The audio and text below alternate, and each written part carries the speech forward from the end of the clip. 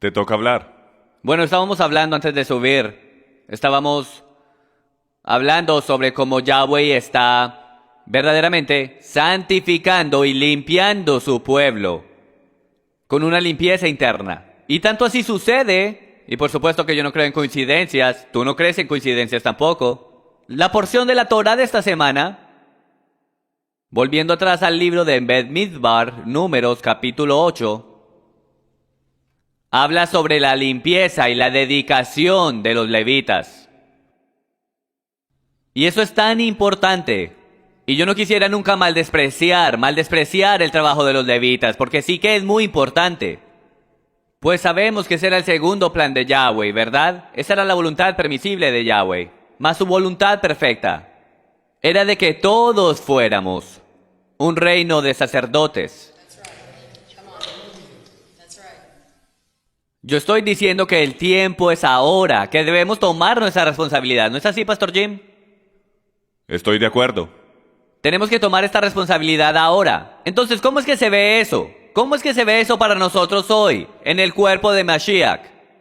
Yo creo que Yeshua nos ha dado el camino. Él es el camino, la verdad y la vida. Y Él nos ha dado eso en una manera dinámica. Y yo quiero hablar de eso hoy. Y yo creo que la porción de la Torah de esta semana, en verdad, nos está guiando algo verdaderamente significante. Porque toda esta Torah en la que estamos caminando ahora y estamos aprendiendo, ¿qué estamos supuestos a hacer con ella? Ahora que entendemos. Quiero decir, ¿cómo se ve? O sea, esto es nuevo. Somos la primera generación en 2000 años que tenemos el testimonio de Mashiach y el guardar de los mitzvot, los mandamientos. Pero ¿cómo es que eso se ve? O sea, no se ve como judaísmo mesiánico. Pero eso era algo que yo por muchos años estuve atraído porque honestamente, hermanos, cuando dejé el sistema de la iglesia me sentí como si hubiese dejado el puerto y estuviese nadando y lo único que hacía era buscar por algo sólido, algo que yo pudiese agarrar, que fuera tangible, porque yo me sentía que me estaba ahogando, amigos míos, porque estaba andando en territorio desconocido. Yo cometí bastantes errores y yo traté de todo, me metí en un sistema religioso mesiánico, judío, y estuve ahí por muchos años. Y yo sé que muchos hermanos han buscado ahí, y sabemos que es todo levítico. No estoy diciendo que eso es malo, pero hay un llamado más alto. Hay un llamado más alto y tenemos que romper esa pared. Y cada vez que yo soy invitado aquí a Passion for Truth, yo lo veo y nosotros tenemos conversaciones. Y yo creo que la obra que está sucediendo aquí es una obra diferente.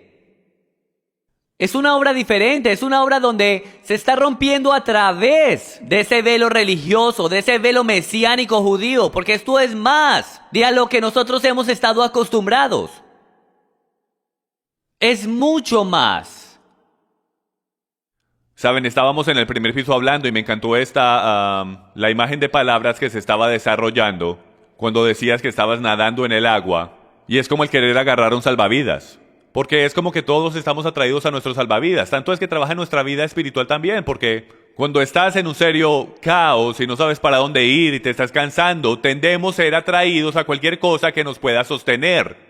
Entonces eso a lo mejor sea un salvavidas o un pedazo de madera flotando en el agua. A lo mejor sea otra persona. Y a lo mejor ahogas a esa otra persona porque tú estás tan necesitado y necesitas tantas cosas para que te llenen que tú literalmente exhaustas a la otra persona. Alguien aquí ha estado en lugares donde conoces a alguien que es así, que te exhaustan completamente porque necesitan tanto. Pero ven, el Padre no nos ha llamado a nosotros para que nos agarremos de un salvavidas. Él nos ha llamado a que caminemos en el agua.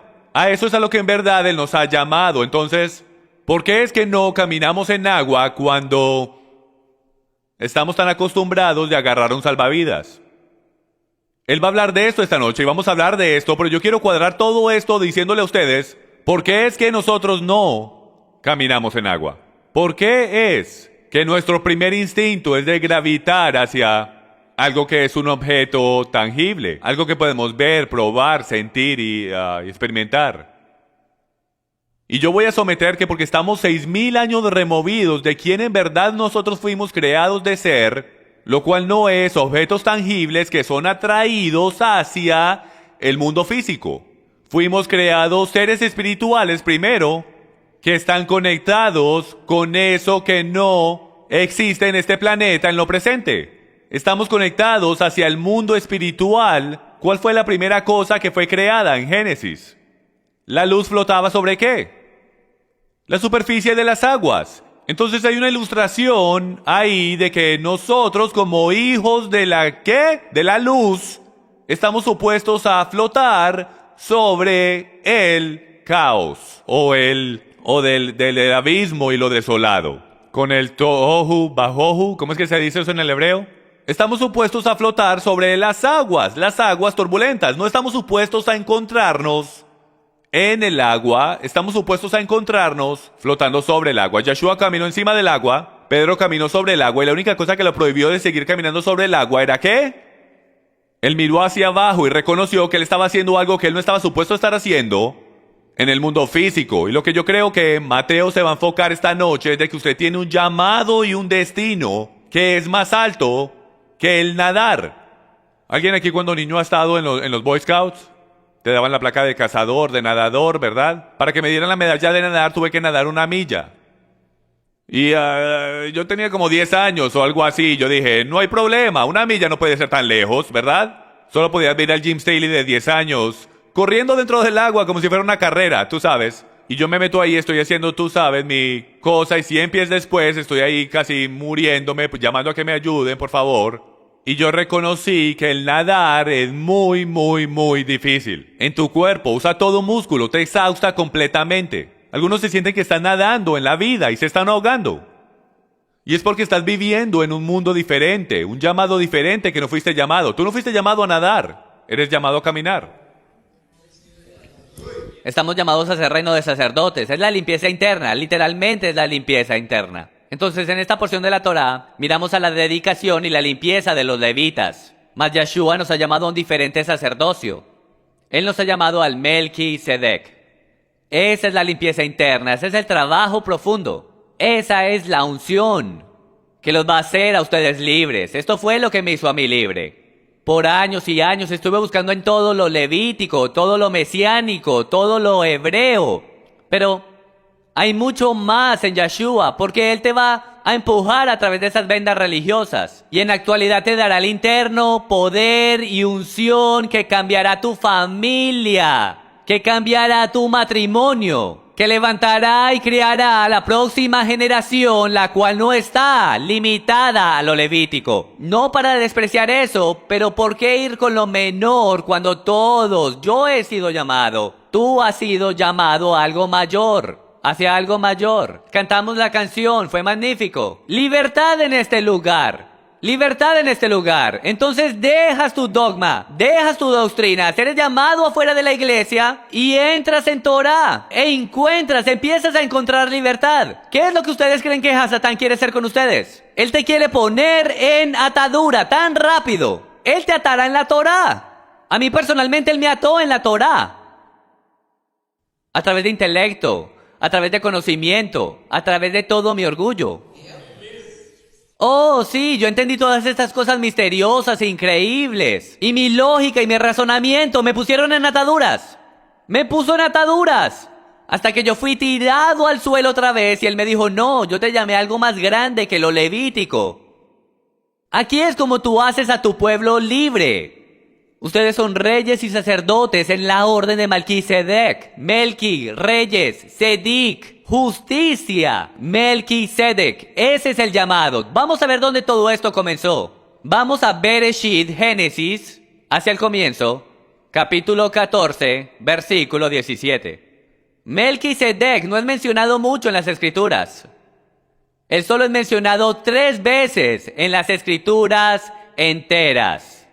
En la historia de Abraham, mientras él volvía de rescatar a su sobrino Lot. Después lo vemos en uno de los salmos hablando de Melech David, el rey David.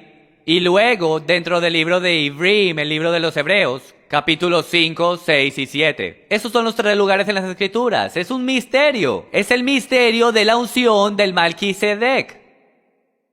Bereshit, Génesis 14, 17. A su regreso después de derrotar a Kedorlaomer y a los reyes que estaban con él, salió a su encuentro el rey de Sodoma en el valle de Sabé, es decir, el valle del rey. Entonces Melquisedec, rey de Salem, sacó pan y vino. Él era el Cohen, el sacerdote, del Elohim Altísimo. Y lo bendijo diciendo, bendito sea Abraham, de Elohim Altísimo, creador del Shemaim, los cielos, y la Eretz, la tierra. Y bendito sea Elohim Altísimo, que entregó a tus enemigos en tu mano, y le dio a Abraham un diezmo de todo. El rey de Sodoma dijo a Abraham, dame a mí las personas y toma para ti los bienes. Y Abraham dijo al rey de Sodoma, he jurado a Yahweh Elohim Altísimo, creador del Shemaim y del Eretz, los cielos y la tierra, que no tomaré ni un hilo, ni una correa de zapato, ni ninguna cosa que sea tuya. ¿Para qué no, digas tú? Yo enriquecí a Abraham. Yo no tomaré nada excepto lo que los jóvenes han comido y la parte de los hombres que fueron conmigo. Anel, Escol y Mamre, ellos tomarán su parte.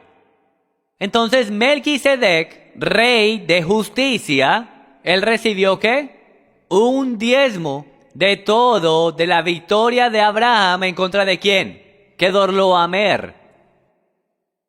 La clave del principio de desenredar todo este misterio de la unción del Melquisedec, la cual yo creo que Yahweh quiere poner sobre todos nosotros, en todos nosotros.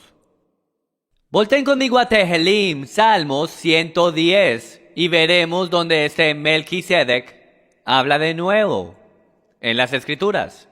Tehilim, Salmos 110, versículo 1, está escrito, Yahweh, presten atención a eso por favor, presten atención a esto y presten bastante atención a sus propias traducciones, porque muchos de ustedes van a estar leyendo de, digamos, la Reina Valera o varias versiones en español de las Escrituras, y la mayoría son tomadas del texto masorético. Este es el abusador otra vez, al cual yo empecé a gravitar porque se sentía seguro. Todo lo que fuera judaico, hebreico, mesiánico. Pero el texto masorético es un muy nuevo manuscrito. Tanto es que 134 veces judaísmo ha alterado ese manuscrito cuando obviamente habla sobre Yeshua. 134 veces, y aquí está una de esas instancias. Yahweh dijo a mi Adón, siéntate a mi diestra, hasta que ponga tus enemigos por estrado de tus pies. Yahweh extenderá de Sión tu poderoso cetro, diciendo, domina en medio de tus enemigos. Tu pueblo se ofrecerá voluntariamente en el día de tu poder, en el esplendor de la santidad, desde el seno de la aurora. Tu juventud es para ti como rocío. Yahweh ha jurado y no se retractará, pues él no miente. Tú eres un Cohen, un sacerdote, Leolam Baye, por siempre y para siempre, según el orden, según y en el orden de Melquisedec. Miren el versículo 5. Yahweh está a tu diestra. Muchas de sus traducciones no dicen eso. La reemplazaron con... ¿Con qué lo reemplazaron? Alguien dígame. Adonai, pero no es eso. Es Yahweh a tu diestra. Entonces el versículo 5 califica como ¿qué? Versículo 1. ¿Quién se sienta a la diestra de Yahweh? Yahweh se sienta a la diestra de Yahweh. ¿Cómo es que puede ser eso? Tiene algo que ver con el Melquisedec. Versículo 5 califica como el versículo 1. Pero los masoréticos tuvieron que tomar eso y lo sacaron. Porque, hermanos, no es sobre el abusador, es sobre la unción del Melquisedec. Él quebrantará reyes. La primera mención en las Escrituras es bien importante. ¿Dónde es que encontramos la primera mención de Melquisedec? Es después de una guerra ¿con quién? Con reyes. Entonces la segunda mención que encontramos, algo que tiene que ver con el Melquisedec, que quebrantará reyes en el día de su ira. Él juzgará entre las naciones y él llenará los lugares con sus cadáveres y él quebrantará las cabezas de varias naciones. Él beberá del arroyo en el camino Por tanto, él levantará la cabeza. Una conexión. Ahora volteen a Hebreos, capítulo 5, versículo 5. Vamos a seguir este pequeño hilo, el cual es bien delgado. Desde la Torá, lo vimos ahora en los Salmos, ahora vamos a ir al Brit Hadashah. Hebreos, capítulo 5, versículo 5. De la misma manera, Mesías no se glorificó a sí mismo como para hacerse un Kohen Hagedal, un sumo sacerdote, sino que lo glorificó el que le dijo: Hijo mío eres tú hoy, yo te he engendrado. Como también dice en otro pasaje, tú eres sacerdote para siempre, según el orden de Melquisedec. Es interesante aquí ahora, porque en el lenguaje griego está escrito kataton taxin Melquisedec. Y significa taxim. La palabra griega taxim significa orden. Como si fuese en una orden secuencial, en la secuencia apropiada o en el orden de algo. Es la secuencia, la orden secuencial, la orden apropiada del Melquisedec. Ahora, un mejor ejemplo de esta palabra taxim viene a nosotros en Lucas capítulo 1, versículo 5, donde Yochanan HaMeibeo, el padre del Juan el Bautista, Zacarías, fue puesto en taxim, el orden de Abías. Hablando de lo levítico, pero es una orden.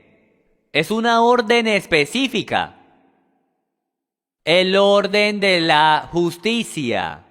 El orden de justicia, porque dice en Lucas capítulo 1, versículo 5, en referencia a Zacarías y Elizabeth, o Elishaba, los padres de Juan el Bautista, que ellos ambos eran tzediks. Ellos eran ambos tzediks, pero ellos estaban dentro de una orden de levitas o un taxín. Entonces, cuando el autor del libro de Hebreos, manténgase conmigo porque vamos a tratar de arreglar todo esto aquí. Cuando el autor del libro de Hebreos cita Salmo 110, la palabra hebrea para orden es dibra.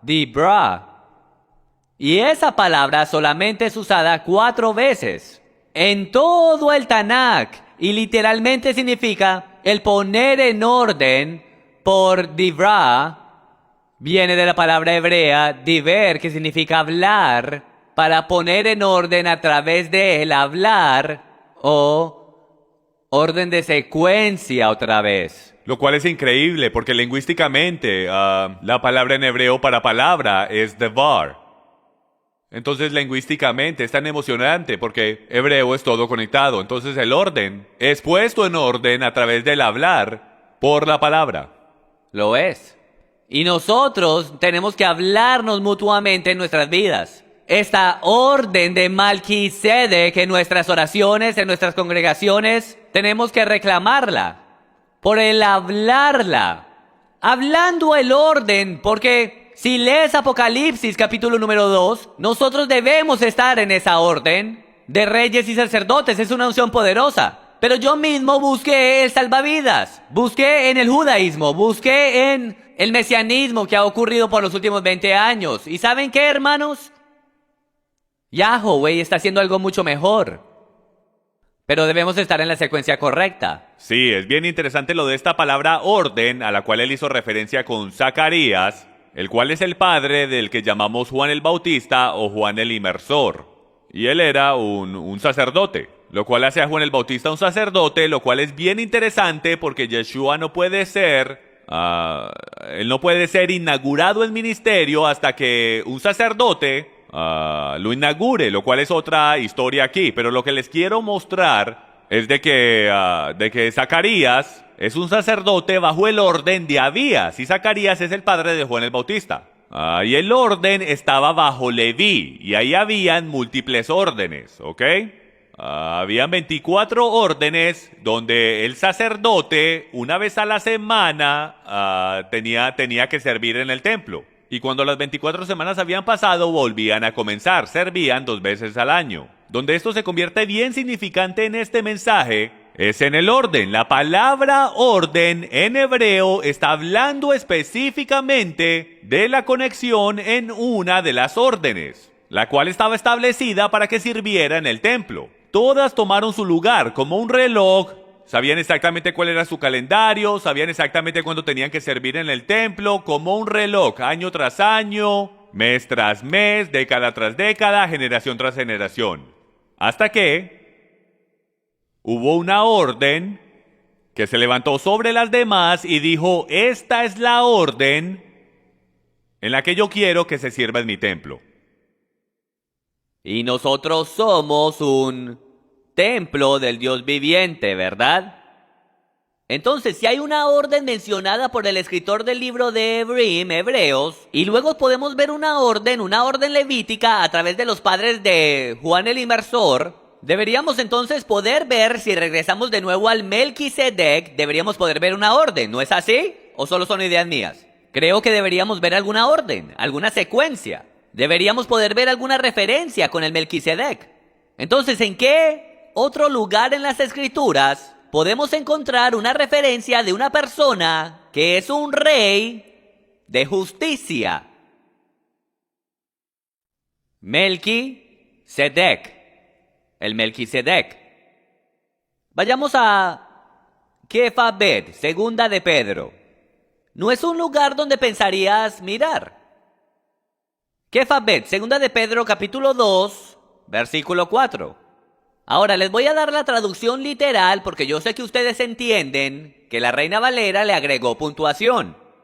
Ellos se tomaron la libertad de, tú sabes, agregar la puntuación de la Reina, cuando la gramática de la Reina no existe en el griego. Mas ellos pusieron la puntuación ahí para ayudarte a entender. A lo mejor quieran que entiendas dogma y doctrina, pero no queremos eso esta noche. Solo queremos lo que la Escritura literalmente dice, ¿no es verdad? Eso es lo que yo quiero. Entonces déjenme, les doy la traducción literal de Kefabed, capítulo 2, versículo 4. Porque si Dios no perdonó a los ángeles cuando pecaron, sino que los arrojó al infierno y los entregó a fosos de tinieblas reservados para juicio, mishpat es la palabra en hebreo, si no perdonó al mundo antiguo, sino que guardó a la octava persona, Noé, un predicador de justicia. Déjeme lo leo de nuevo. No perdonó al mundo antiguo, si no perdonó al mundo antiguo, sino que guardó a la octava persona, Noé, un predicador de justicia, cuando trajo el diluvio sobre el mundo de los impíos y condenó a la destrucción las ciudades de Sodoma y Gomorra, reduciéndolas a cenizas. Ahora, regresando a la escritura en que se mencionó primero, ¿se mencionó Sodoma y Gomorra en contexto con el Melquisedec? Sí, ¿verdad? Entonces ahora estamos viendo la octava persona, Noé, un predicador de justicia. Este pasaje no dice que habían otros 7 que fueron salvos con Noé. Eso no es lo que dice en la traducción literal. Dice que Noé era el octavo predicador de justicia. Sadikah. Noé era el octavo predicador de justicia. Por lo menos hay algunas versiones que tuvieron la decencia de poner en letra cursiva la palabra con otros 7, mostrando que no está en el texto original. Por lo menos tuvieron la decencia de ponerlo en cursiva. Entonces, ¿quiénes fueron los previos 7 si Noé fue el octavo predicador de justicia? Porque Noé no era la octava generación de personas, era en la actualidad la 10ª. Entonces no puede estar hablando de eso. Y veamos a las 10 generaciones. El primero de todos es Adán, luego es Set, luego Enos, luego Cainán, el quinto es Mahalalel, el sexto Jared, el séptimo Enoc, el octavo Matusalén, el noveno Lamec y la 10ª generación Noé. Entonces no está hablando de eso. ¿Cómo es que Noé puede ser el octavo? ¿Cómo puede ser el octavo? ¿Será parte del Melquisedec? ¿Será parte de ese misterio? Aunque Noé no era la octava generación en la humanidad, él era la 10ª generación en la humanidad, Noé es el octavo en línea, en orden, en Taxín, en Devrah, el mencionado en una orden secuencial de predicadores de justicia. Adán fue el primero. Él vivió 930 años desde la creación hasta su muerte. Ahora, cuando Adán murió, Set era el próximo sucesor. Cuando Set murió, Enos tomó el lugar. Cuando Enos murió, Cainán fue el próximo. Cuando Cainán murió, Mahalalel tomó la posición. Cuando Mahalalel murió, Jared tomó esa posición. Y cuando Jared murió, Matusalén tomó su lugar porque Enoc fue llevado al cielo. Por lo tanto, esa línea fue brincada en la sucesión. Y cuando Matusalén murió, el octavo predicador de justicia fue ¿quién? Noé. Noé tomó la posición porque Lamec ya había muerto. Él fue el octavo en la orden de justicia. Noé, un predicador de justicia, era el octavo en la línea de sucesión. Segunda de Pedro 2:5 ahora me hace sentido, cuando lo leo literalmente. Ahora, si Noé era un predicador de justicia en su generación, entonces ¿quién estaba en la orden de secuencia como sacerdote? Melquisedec, el cual estuviese sirviendo en este sacerdocio cuando Abraham rescató a Lot y dio el diezmo. ¿Quién era el Melquisedec entonces? Noé era el octavo y cuando él murió, su hijo, Shem, era el próximo en línea. Shem hubiese sido el Melquisedec. Ahora, según literatura histórica y el libro de Jasher, que es mencionado 3 veces en las escrituras, ese libro de Jasher dice que Shem es el Melquisedec. Y también muchos libros históricos concluyen que Shem es el Melquisedec. Yo le dejo eso a ustedes para que vayan y lo confirmen. Ahora, ¿qué estaba sucediendo? Y esto me ha intrigado por mucho tiempo. ¿Qué estaba sucediendo con la reunión entre Shem, el Melquisedec, y Abraham? ¿Qué estaba sucediendo en ese tiempo? Porque esa es nuestra Torá de primera mención, la cual nos va a dar la llave para descubrir el misterio del Melquisedec. Ahora, ¿qué fue lo que Abraham había acabado de hacer? Él había acabado de vencer a 4 reyes en una batalla, la batalla de los reyes. Él había acabado de vencer a Amrafel, Arioc, Kedorlaomer y Tidal. Ellos habían hecho guerra en contra de Sodoma y se habían llevado a Lot cautivo, ¿verdad? Ahora, Kedorlaomer es mencionado específicamente en la reunión entre Melquisedec y Abraham. Lo pueden ver en Bereshit, Génesis, capítulo 14, versículo 17. Y a su regreso después de derrotar a Kedorlaomer y también a los reyes que estaban con él, salió a su encuentro el rey de Sodoma en el valle de Savé, es decir, el valle del rey. Miren ahora Bereshit, Génesis, capítulo 14, versículo 18.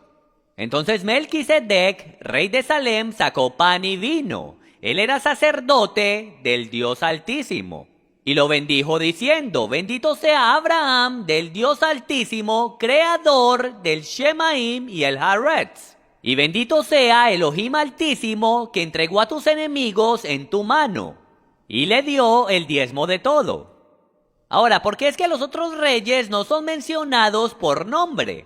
¿Por qué es que solo Kedorlaomer es mencionado en el versículo 17? ¿Qué es lo que está pasando? Es porque Kedorlaomer es un descendiente de... Lo escuché, alguien lo dijo. Él es un descendiente de Shem. Porque Kedorlaomer era el rey de Elam. Génesis capítulo 14, versículo 1. Y Elam era un hijo de Shem. Génesis capítulo 10, versículo 22.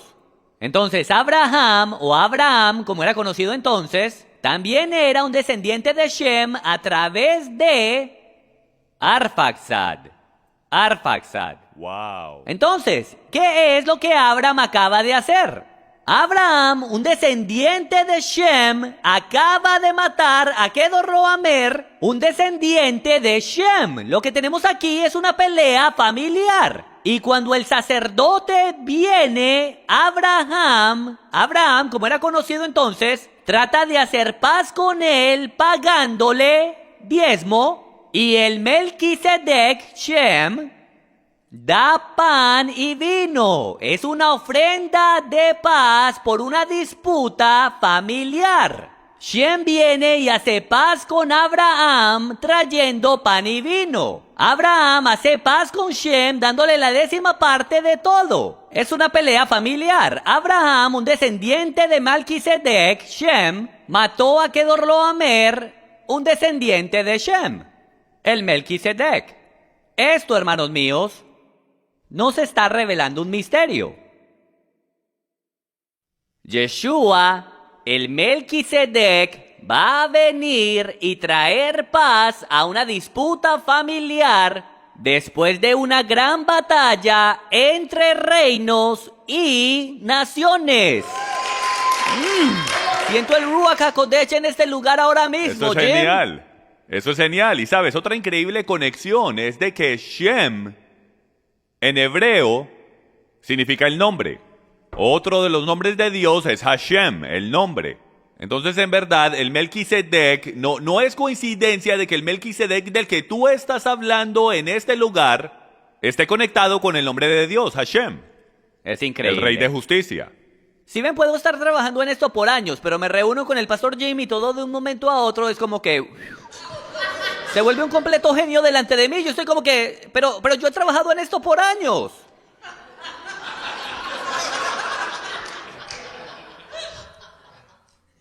Continúa. Página 3.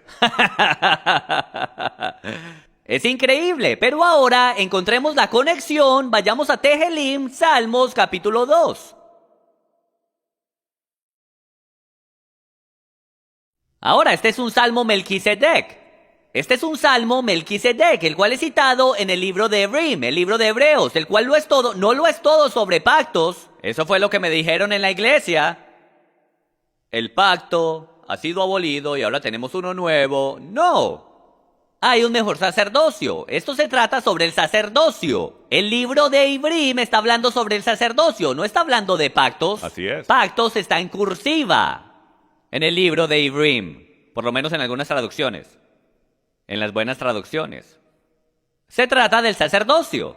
Este salmo es citado en Hebreos capítulo 1 y capítulo 5. Y nos explica lo que estaba sucediendo con los reyes de la tierra, de los cuales acabamos de leer en Génesis 14, porque era una pelea familiar. Pues tienes dos descendientes de Shem, en el cual un descendiente de Shem mata al otro descendiente de Shem, el Melquisedec. Luego había una ofrenda de paz después de una guerra entre reyes. Esto se relaciona con nosotros y nuestro encuentro con Yeshua, sino porque vemos la explicación aquí en Tejelim, Salmo capítulo 2, de todo lo que estaba sucediendo. ¿Por qué se sublevan las naciones y los pueblos traman cosas vanas? Entonces las naciones se estaban rebelando en contra de Dios y se imaginaban, pues tenían una imaginación malvada. Su imaginación era bastante malvada. Y los reyes de la tierra, los Melquis de la tierra, se unieron junto con los gobernantes de la tierra y tramaban juntos en el tiempo de Abraham en contra de ¿quién? De Yahweh.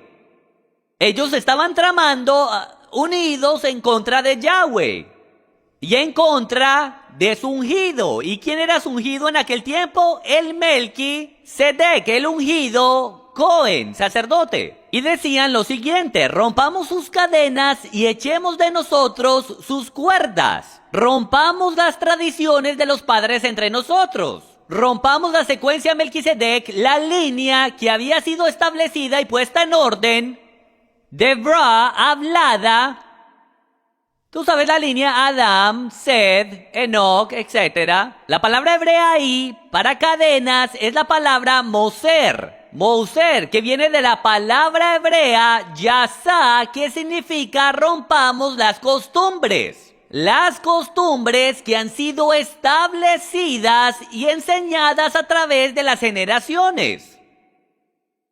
Hermanos, eso es lo que hemos hecho.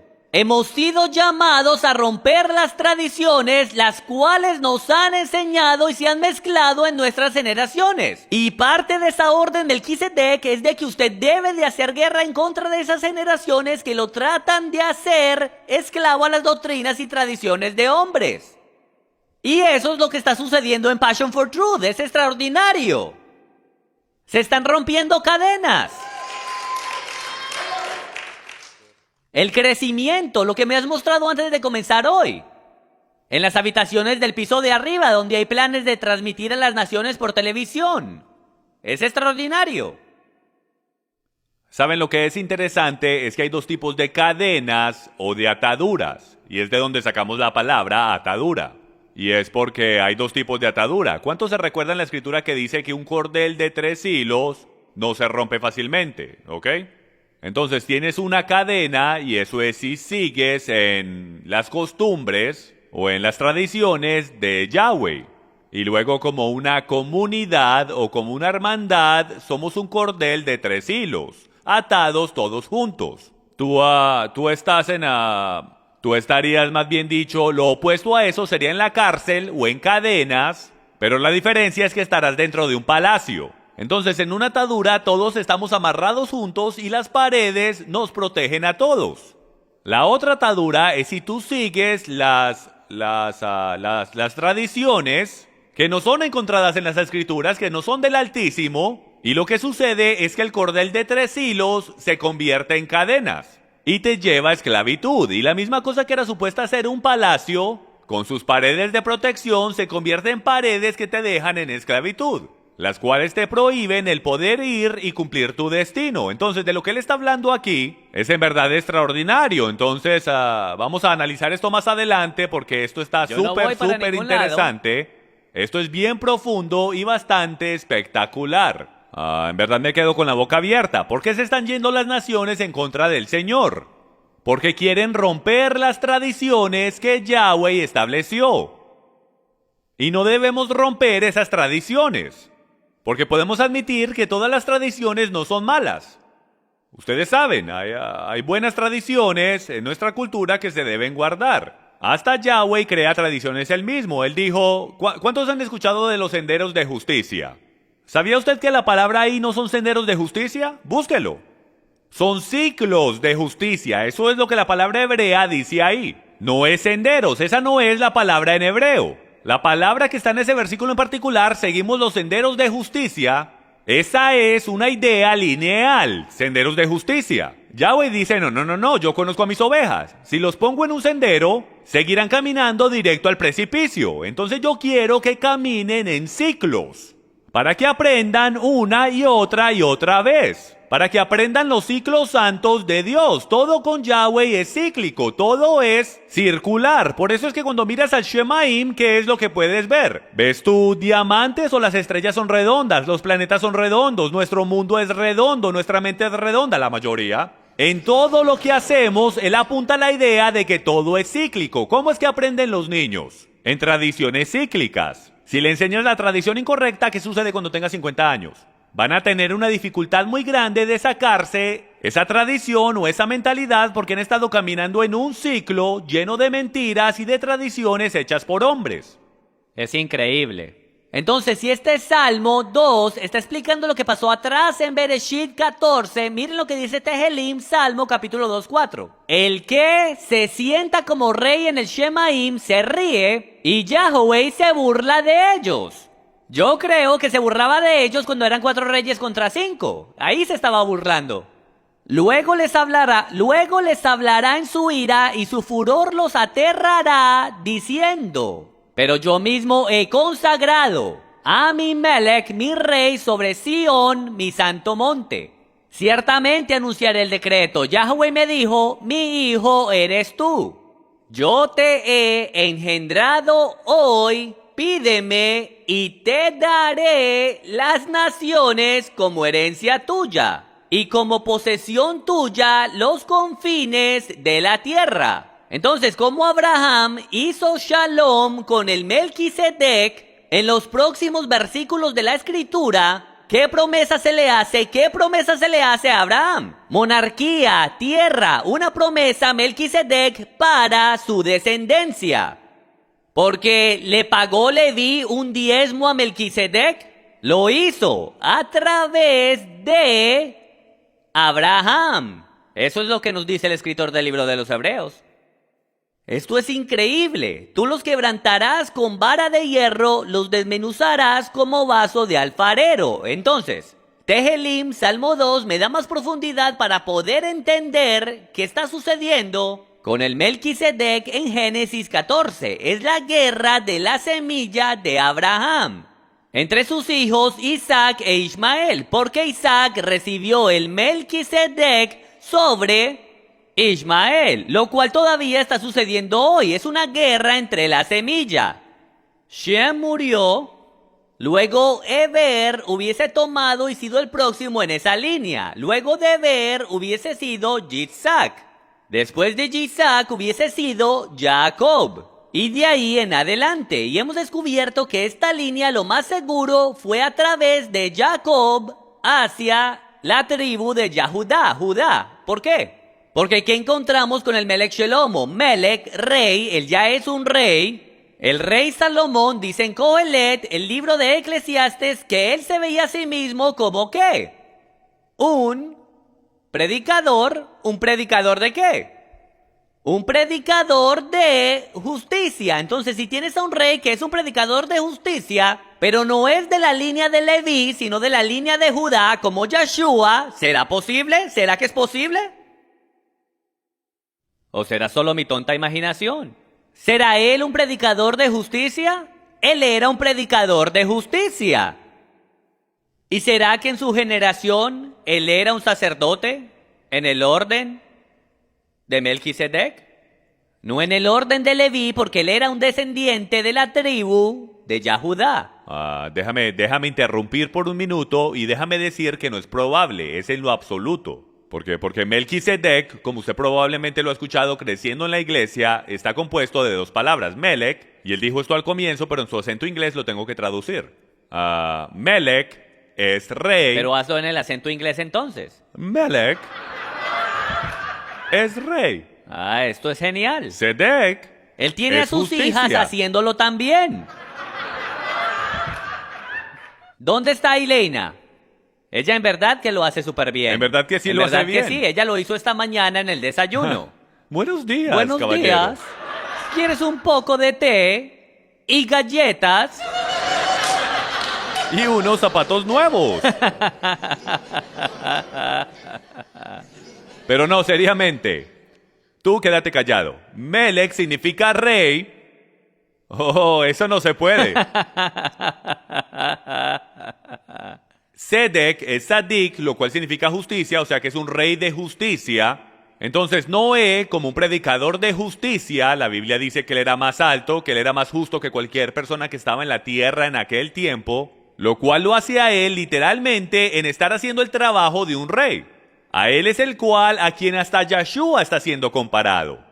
Porque Yeshua nos salva del mundo si puedo, entonces Yeshua es un rey. No es un rey, pero lo que es interesante es que le está diciendo que Salomón es literalmente un rey. El rey Salomón, el cual es un predicador de justicia. Entonces, en el hebreo literal, él es un Melech, rey de justicia. Entonces, si tú no hablases español, en aquellos días lo hubiesen llamado Melquisedec. Así es.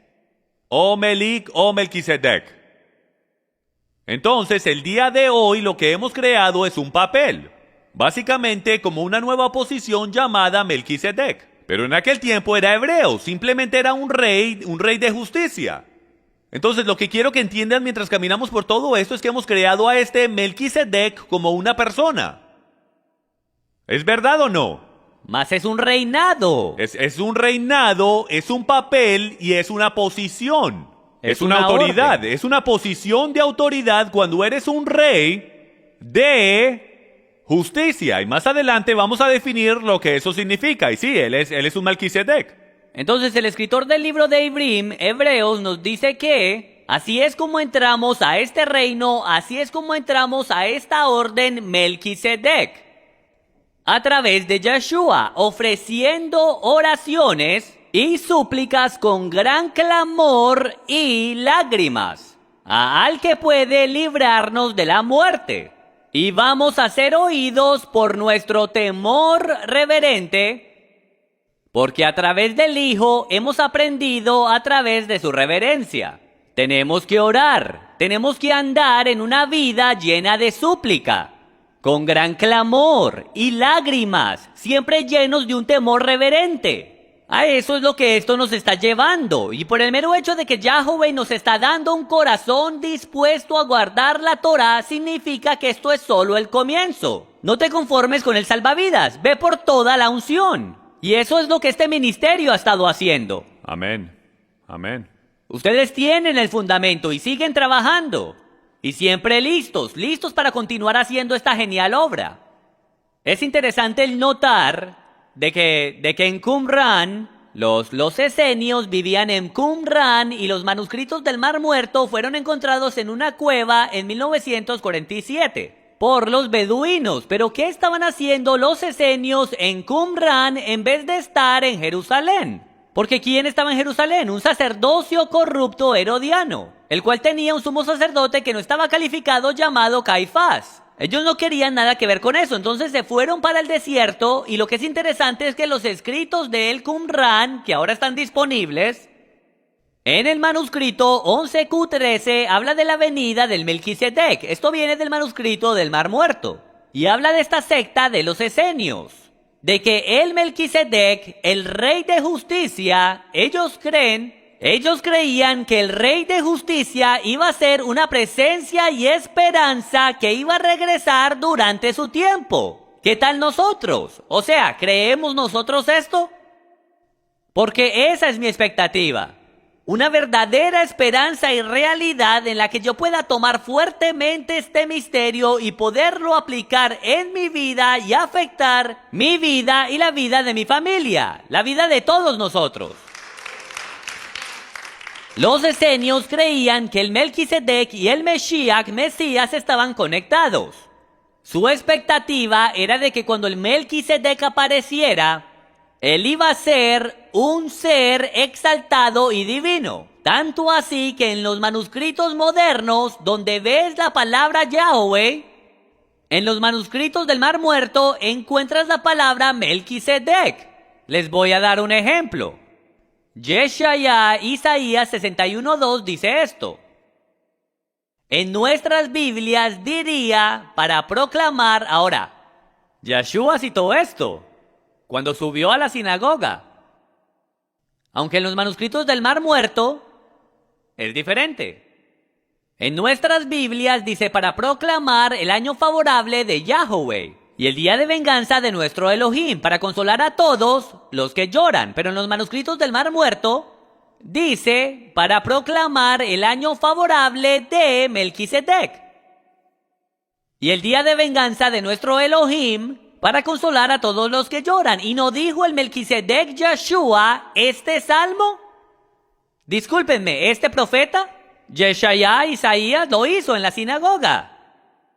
Miren esto, es interesante. En el reino del Melech David, del rey David, la descendencia de Sadoc de un momento a otro aparecen como sacerdotes. De un momento a otro aparecen en 2 de Samuel 8, los sadoquitas. Sadik. Lingüísticamente, tienen las tres mismas palabras hebreas como raíz. Sadik, Dalet, Kuf. Sadoc, Sadik. Y ellos eran sacerdotes que se mantuvieron firmes delante del rey. ¿Somos llamados de esa manera? Se mantuvieron firmes a David. Tanto es, estuvimos hablando de esto anoche y estábamos brincando y saltando por toda la revelación que el Padre nos daba. Porque Sadoc, el sacerdocio de Sadoc, ¿verdad? Porque dice que nunca faltará alguien que sirva en el templo. y es solamente la orden de Sadoc. Entonces lo miramos y nos pareció increíble porque, como él dijo, era la misma y exacta palabra en hebreo como Sedec, lo cual es Sarik, Dalet, Kuf. Ahora, en el paleo hebreo, en verdad que nos revela mucho más de lo que en verdad hace un Sedec. Y es que tienes la letra Sadik, lo cual es un hombre que está postrado, un hombre humilde, un hombre justo. Y luego tienes Dalet, lo cual es una puerta abierta, una puerta que le falta un lado, le falta un dintel, le falta un lado, es una puerta abierta. Y luego Kuf es como un sol que está casi abajo y significa el revelar algo que está escondido, ¿ok? La mitad está debajo de la tierra, detrás ¿cómo se llama eso? Del horizonte, gracias. La mitad está bajo el horizonte, medio revelada. Entonces, un verdadero Sadek, un verdadero hijo de justicia, es aquel el cual es un hombre justo, el cual abre la puerta de aquello que está escondido. Eso es lo que hace un hijo de Sadoc. Es un hombre humilde, un hombre justo que abre la puerta de aquello que está escondido.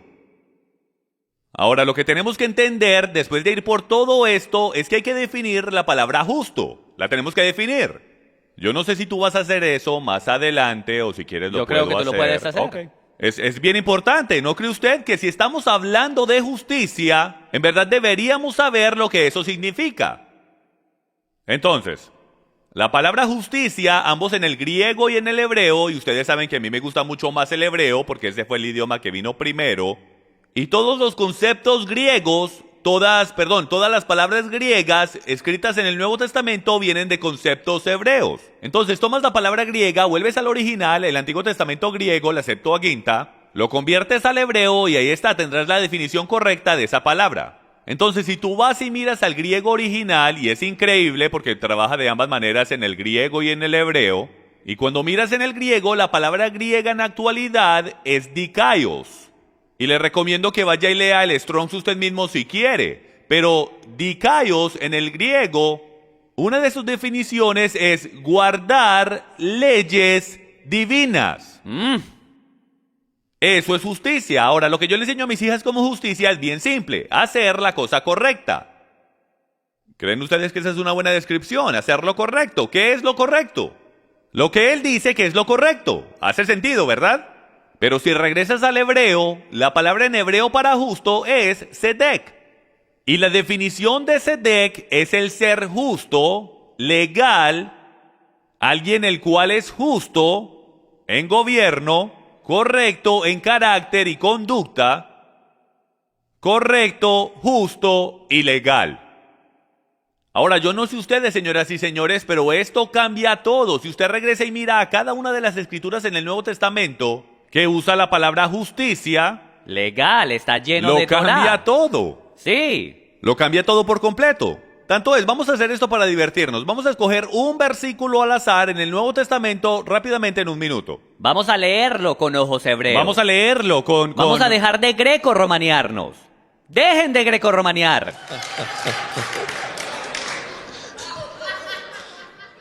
Solo el inglés O sea, hacia tu hermano y dile, no te voy a greco-romanear nunca más. Dale.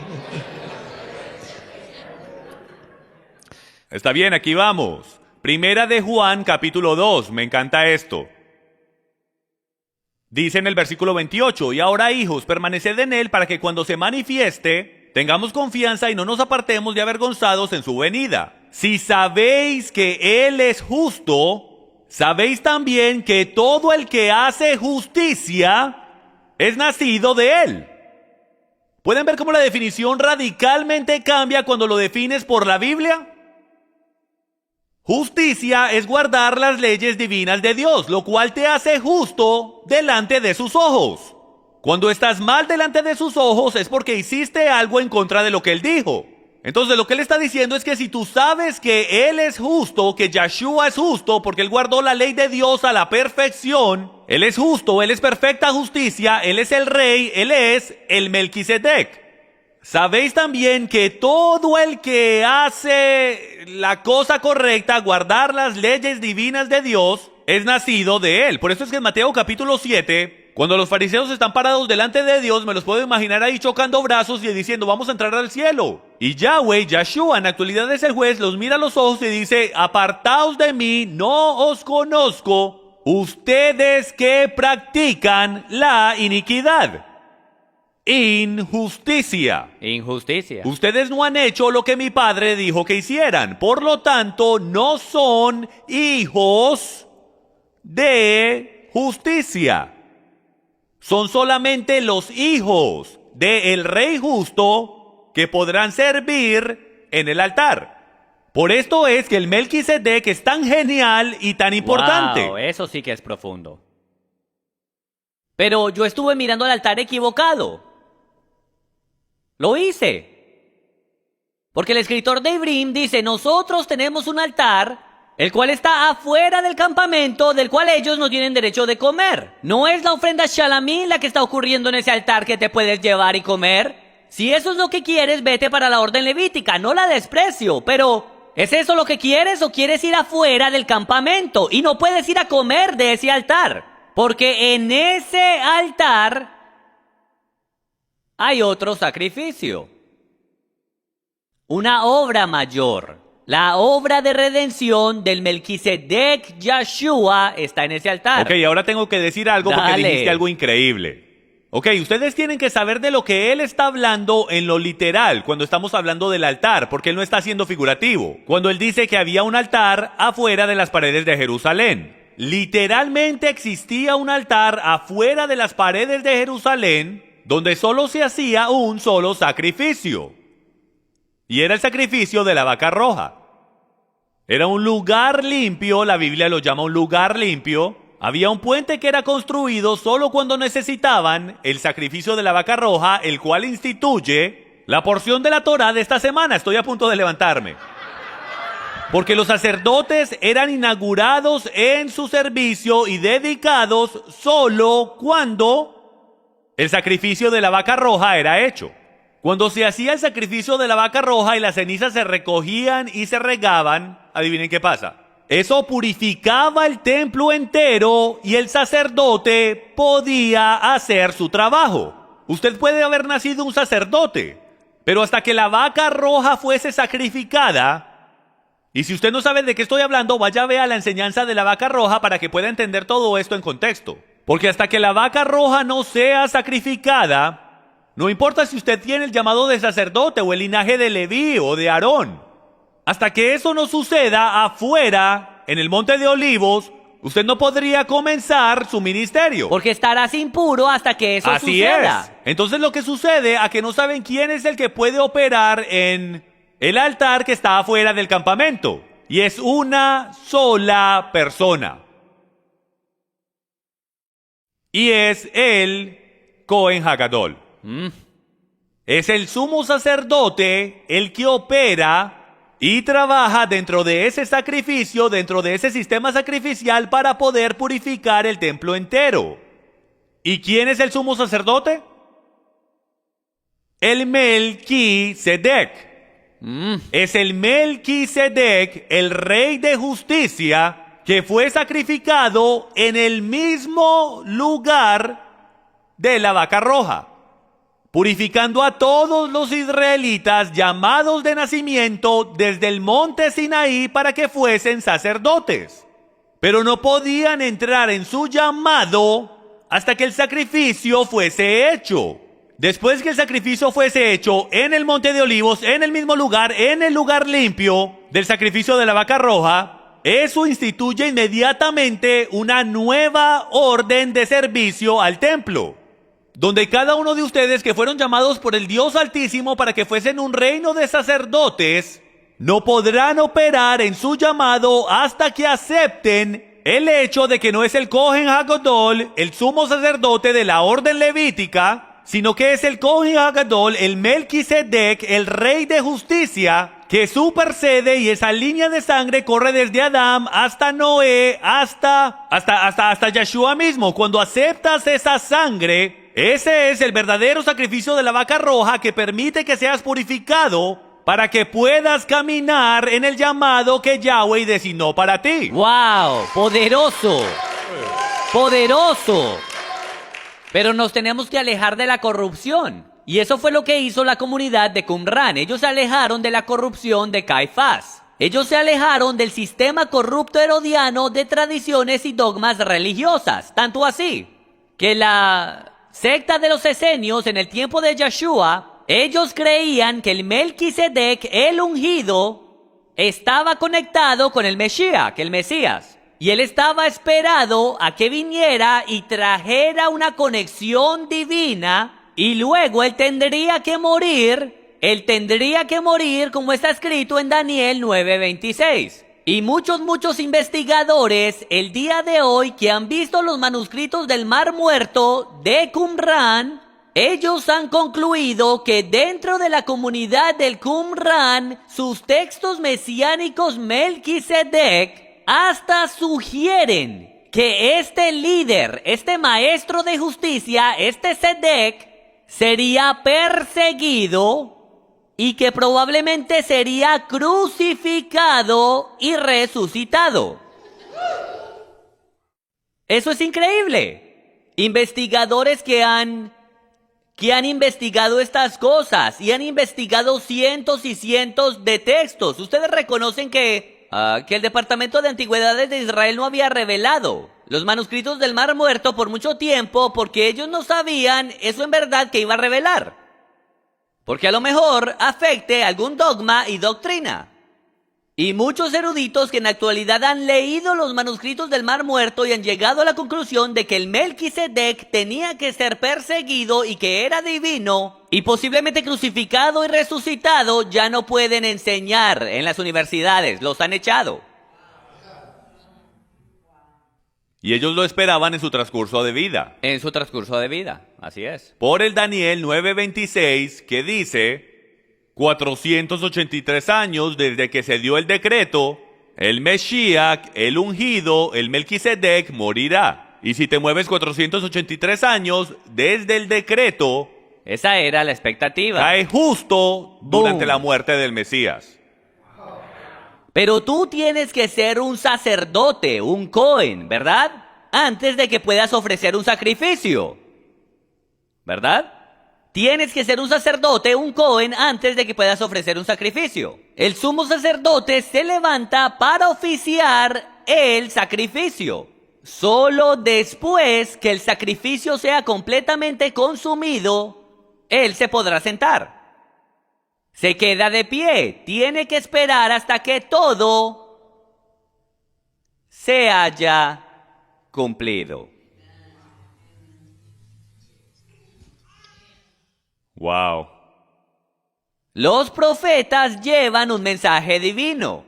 Los sacerdotes tienen un altar y un sacrificio. Y un reino tiene que tener un rey. Entonces, si Yeshua es ese Melquisedec del cual hemos estado hablando, del cual hemos estado estudiando y pensando y es relevante para nosotros hoy, entonces tiene que haber una secuencia perfecta que podamos ver en las Escrituras, la cual nos revele este gran misterio. Mateo capítulo 1, Matitía capítulo 1 y capítulo 2. ¿Qué es lo que se establece que Yeshua es? Se establece que Yeshua, a través de la genealogía, que Yeshua es un Melech, un Melki, un rey. Matitía 1 y 2 solidifica el hecho de que Yeshua es un Melki, él es un rey. Él es el rey. El papel de sacerdocio se pasa a la próxima generación a través de purificación. Lo vemos en la porción de la Torá de esta semana, la dedicación y purificación de los levitas, y no es diferente para el Melquisedec.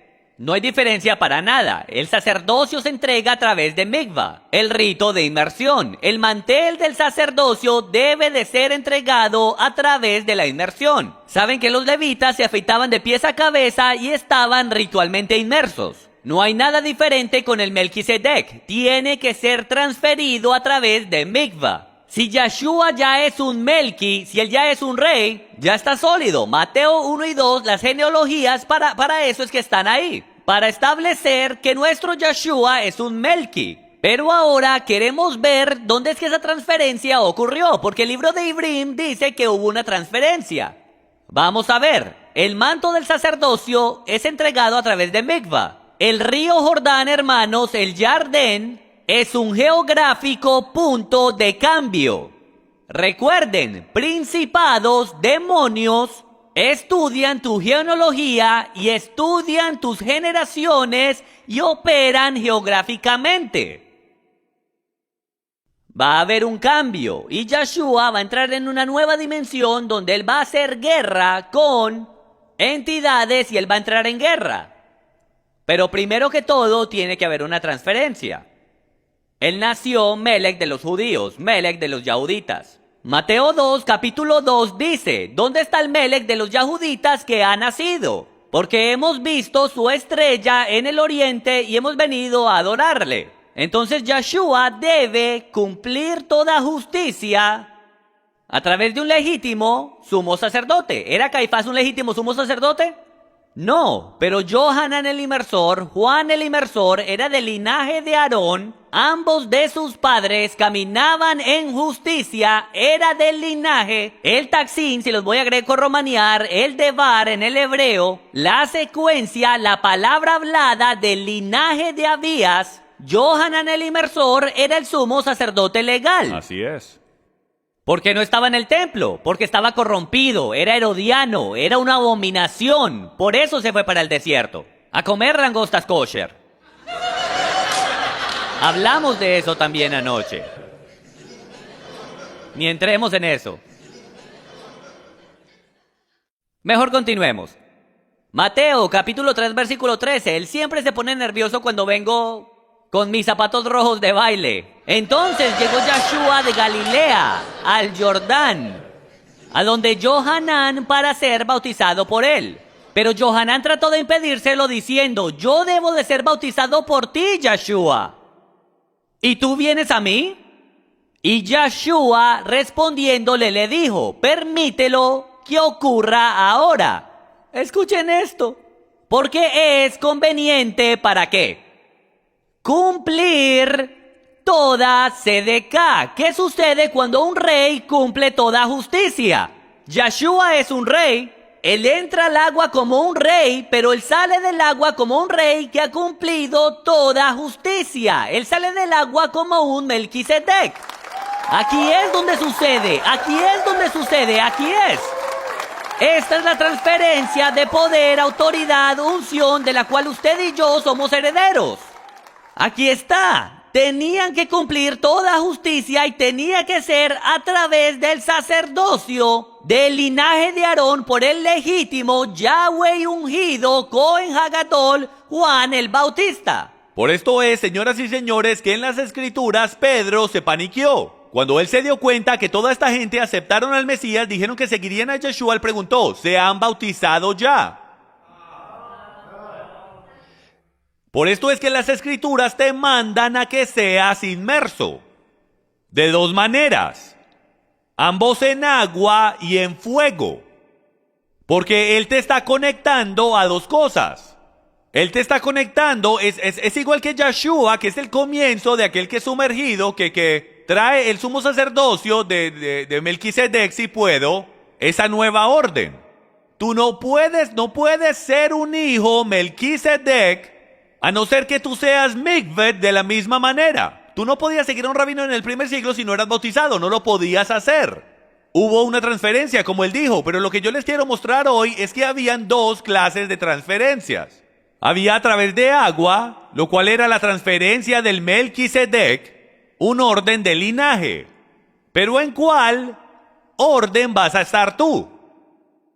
¿En cuál orden estás tú? Significando, ¿cuál es tu manual de instrucciones? Cuando tú sigues a un rabino, tú te estás bautizando en su yugo, así era llamado en el primer siglo. Tú te estás bautizando en su yugo, que es el tú someterte a la manera como ellos interpretan la Torá, la manera como lo hacen, a la manera en que tu rabino interpreta la escritura. El fuego, el ser sumergido en el Ruach HaKodesh y el fuego, te apunta a ti al único lugar en toda la historia de la Biblia donde el pueblo de Dios está sumergido en fuego.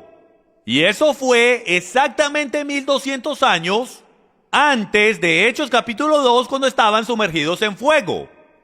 Y fue en el monte Sinaí, cuando descendió el fuego de Dios encima del pueblo de Dios en el monte Sinaí, Y él dijo, estoy quemando fuera de ustedes todas sus tradiciones y doctrinas de hombres egipcias y les voy a sacar como oro. Esto no es solo un invento, por eso es que el fuego es mencionado tantas veces en las escrituras, de quemar las cosas, de quemar todo lo impuro fuera de ti. Porque el fuego quema por completo tu vida antigua, mientras que el agua te da vida nueva.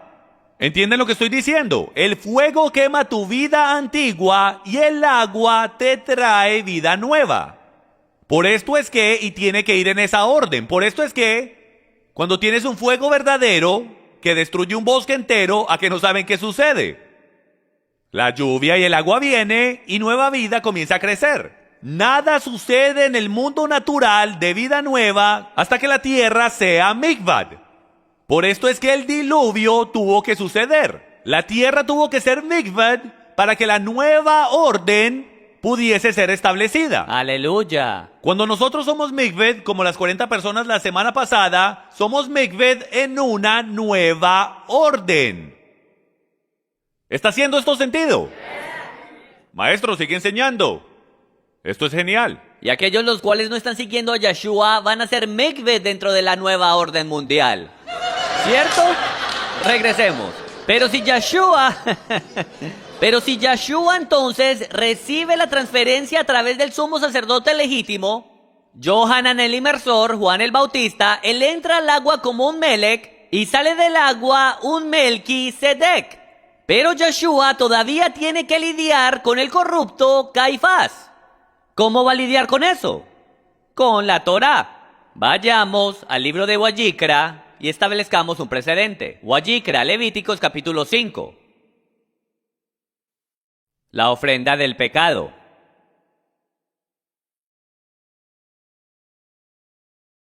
Si alguien es llamado a testificar por ser testigo de algo que vio o supo y no lo denuncia, comete pecado y cargará con la culpa. ¿Qué significa esto? Que si alguien hace este juramento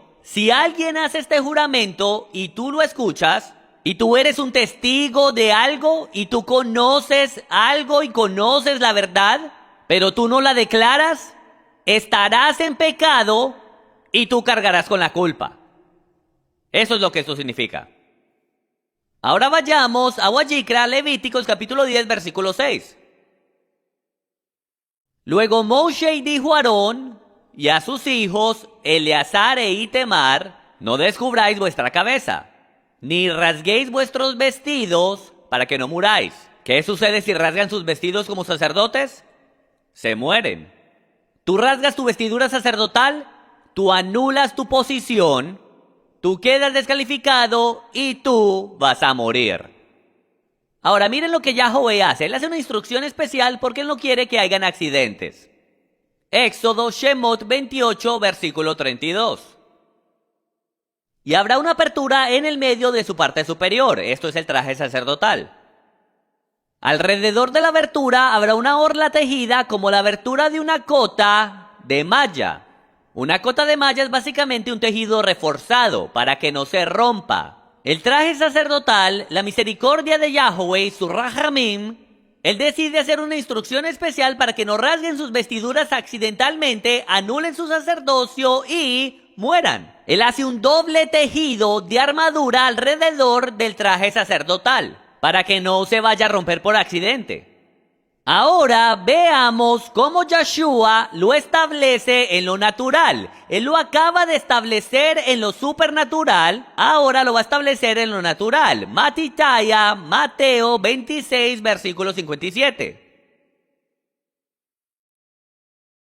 Y los que prendieron a Yeshua le llevaron ante Caifás, el Cohen Hagadol, donde estaban reunidos los escribas y los ancianos. Y Pedro le fue siguiendo de lejos hasta el patio del sumo sacerdote, y entrando se sentó con los guardas para ver el fin de todo aquello. Y los principales sacerdotes, los ancianos y todo el concilio procuraban obtener falso testimonio contra Yeshua, con el fin de darle muerte, y no lo hallaron a pesar de presentarse muchos falsos testigos. Pero más tarde se presentaron dos que dijeron, este declaró yo puedo destruir el Bet Hamadesh, el templo de Dios, y reedificarlo en 3 días. Versículo 62. Entonces el Cohen Hagadol, este es Caifás, se levantó y dijo, ¿no respondes nada? ¿Qué hay de todo esto que testifican contra ti? Respondió Yeshua, no, se quedó callado. Y el Cohen Hagadol, el sumo sacerdote Caifás, le dijo, te pongo bajo juramento. ¿Cuál juramento? Él lo pone bajo el juramento de Levítico 5. Lo pone bajo la ofrenda del pecado. Entonces ahora, si Yeshua sabe algo que es verdad y él no lo declara, entonces Yeshua es un pecador y él no puede ser nuestro redentor. Así es. Pero ¿qué pasa? Caifás lo pone bajo el juramento de Wayikra, Levíticos capítulo 5. Te pongo bajo juramento por el Dios viviente que nos digas si tú eres el Mesías, el hijo del Dios viviente. ¿Conoce Yeshua la verdad aquí? La tiene que decir. Él la tiene que declarar. Entonces ahora, Caifás invoca la ley de la ofrenda del pecado. Yeshua le tiene que responder o si no sería pecado y lo convierte en pecador. Quedaría profanado y lo descalificaría de representarnos. Entonces Yeshua dice en el versículo 64, tú lo has dicho. Pero eso no es suficiente. Yeshua lo tiene que decir. No es Caifás el que lo tiene que decir.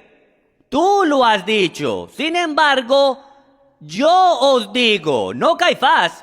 Yo os diré según la Torá, porque tú lo invocaste y yo conozco la verdad. Y él dice, desde ahora veréis al Hijo del Hombre sentado a la diestra de Yahweh. Salmo 110, él es un Melquisedec, Yahweh, sentado a la diestra de Yahweh, viniendo sobre las nubes del Shemaim. Entonces el Hagadol rasgó sus vestiduras, diciendo, ha blasfemado. Él quedó descalificado en el mundo natural, ya no es un sumo sacerdote, lo hizo enfrente de testigos, tiene que morir. Él rasgó sus vestiduras sacerdotales, se ha descalificado y ha establecido de nuevo que Yeshua es el legítimo Cohen Hagadol. Esto merece un amén. Esto es hermoso. Esto es genial. Ya que no saben qué, hermanos míos, ¿cuál era el próximo sacrificio que tenía que ir sobre el altar? No había sacerdote para que oficiara ningún sacrificio. El próximo sacrificio que iba a ir hacia el altar era Yeshua oficiando su propio sacrificio, porque Caifás quedó anulado y afuera y no puede oficiar el sacrificio de Yeshua. ¡Aleluya! ¡Oh, aleluya! Esto sí que es hermoso. ¡Amén! Amén. Y del sacrificio que él está hablando para esos que son nuevos es el sacrificio de la Pascua. El Cohen Hagadol, el sumo sacerdote, es el único que lo puede oficiar. Caifás se descalifica a sí mismo y Yeshua es el único y verdadero sumo sacerdote. Y el Cordero de la Pascua... Yo necesito un poco de té. Y el escritor del libro de Ibrim sabía esto. Miren lo que dice en Ibrim, Hebreos 7:20. Y por cuanto él, Yeshua, ese es el Melquisedec, no fue hecho sacerdote sin un juramento. No se hizo sacerdote sin juramento. Se hizo sacerdote por el juramento que Caifás invocó. No fue hecho sacerdote sin juramento, pues ellos llegaron a ser sacerdotes sin juramento, pero él, por un juramento, llegó a ser sacerdote. El juramento de la ofrenda del pecado, el examen final para calificar como sacerdote. Miren a Ibrim, Hebreos, versículo 28. Porque la Torá designa como sumos sacerdotes a hombres débiles. Pero la palabra del juramento, ¿cuál juramento? Lo acabamos de descubrir. La palabra del juramento que vino después de la Torá designa al Hijo hecho perfecto para siempre y siempre. Esa palabra del juramento designó al Hijo como el Melquisedec. No solo Juan el Bautista, Johanan el Inmersor, sino que también Caifás invocó la palabra del juramento. Y Yeshua dijo, tú lo has dicho, pero yo lo tengo que decir. Sí, el Hijo del Hombre soy. Y vengo sobre las nubes del cielo. Y Caifás se descalificó a sí mismo como sacerdote. Y Yeshua fue el oficial sobre su propio sacrificio. Caifás tiene que morir. Él va a morir. Teniendo como testigos a los ancianos, líderes, la congregación, el Sanedrín.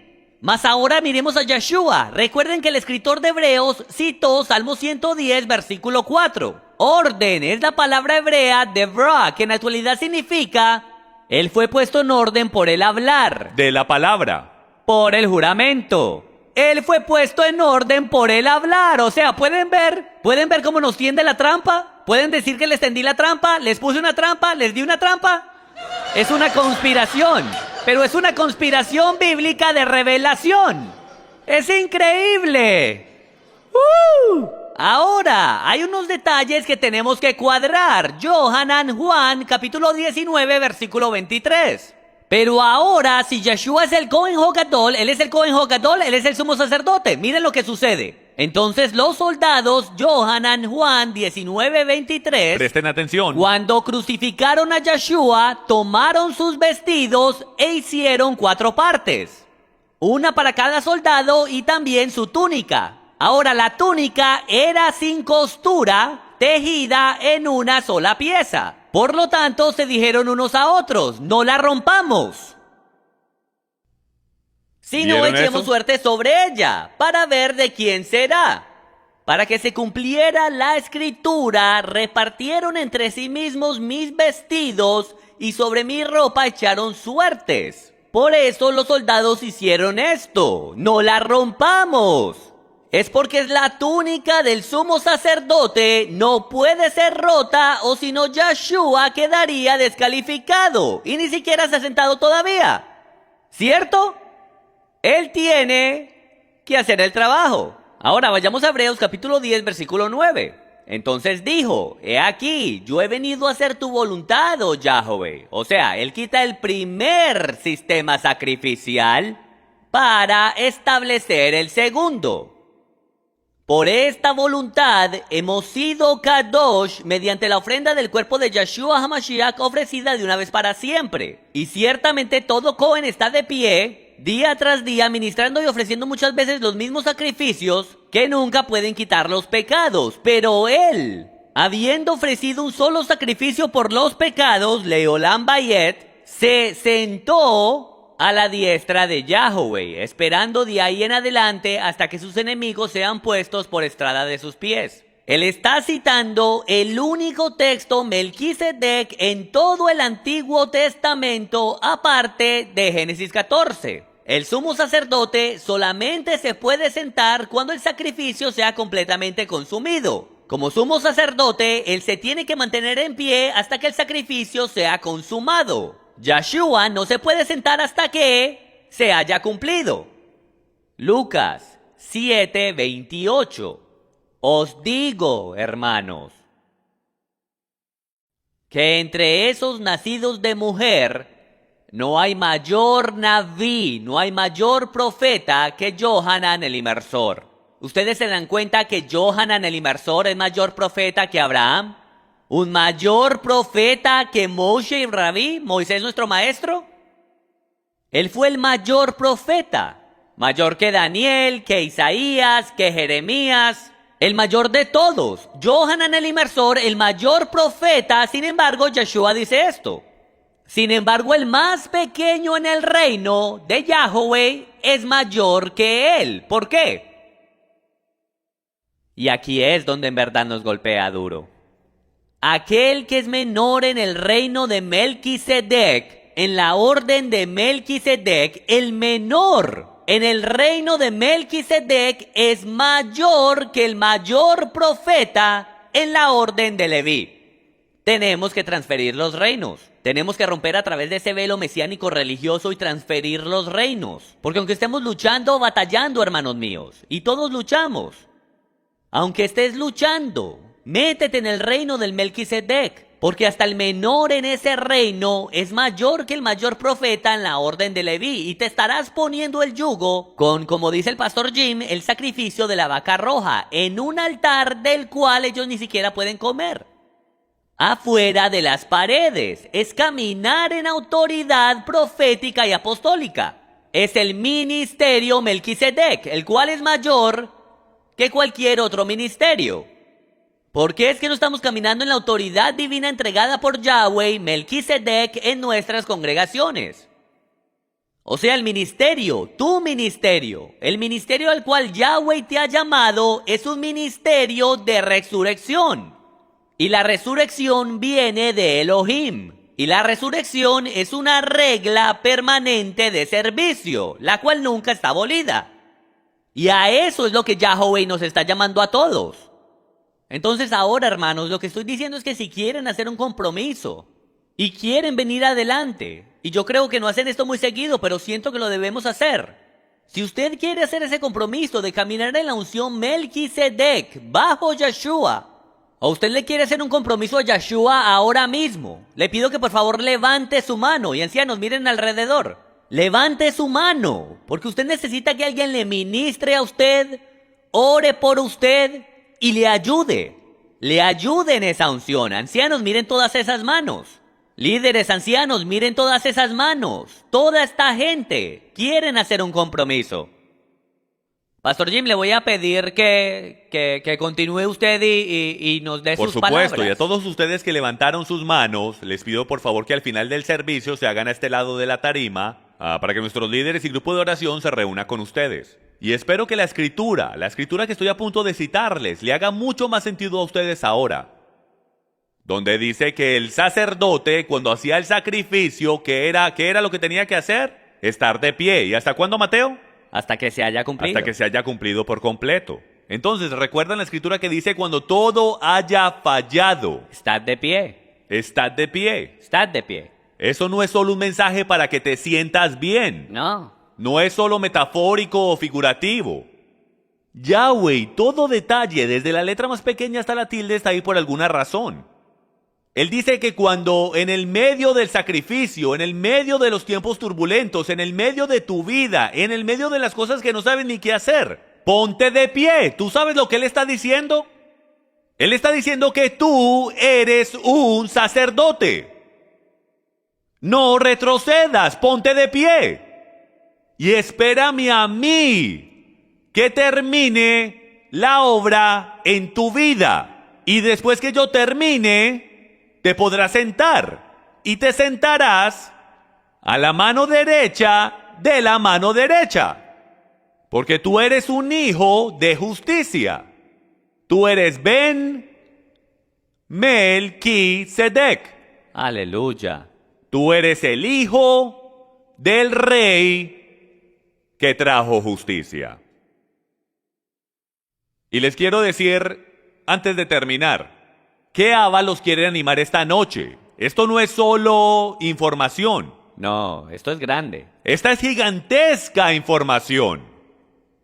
Esto es su información. ¿Ustedes recuerdan cuando los grandes profetas regresaron a Jerusalén y encontraron los rollos de la Torá? ¿Qué fue lo que ellos hicieron?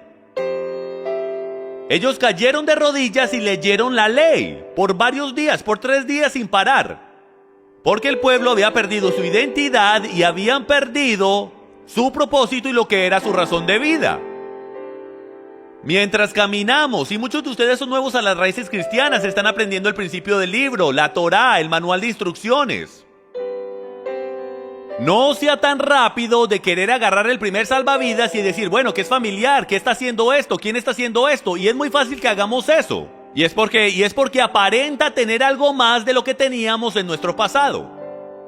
Pero la verdad del tema es que lo que tú necesitas es el entender de que tú eres un sacerdote en el orden de Melquisedec. Y a ti se te ha dado la orden, y no solo de una orden, se te ha dado la orden de caminar en justicia en esta tierra haciendo la cosa correcta. Y lo correcto es hacer lo que Yahweh dice, sus leyes divinas. Cuando tú sigues a Yahweh en sus leyes, cuando tú sigues al Rey en sus leyes, ¿a qué no saben qué sucede? Tú podrás vivir en el reino de justicia. Porque no se trata de lo que usted hace, se trata de lo que Él hizo. Y todos hemos escuchado eso en nuestras vidas, se trata de lo que Él hizo. Y sí es verdad que todo se trata sobre lo que Él hizo. Él estableció una nueva orden. Y Él te requiere a ti que lo sigas en esa orden. Cuando caminas en el orden del Hijo del Dios viviente, en el orden del Rey de Justicia, A ti se te es entregado el cetro de justicia. Amén. ¿Ustedes entienden lo que el cetro es? El cetro es la vara del poder. Es la vara de poder. Eso es lo que es, que te permite hacer su voluntad en la tierra a través de ti.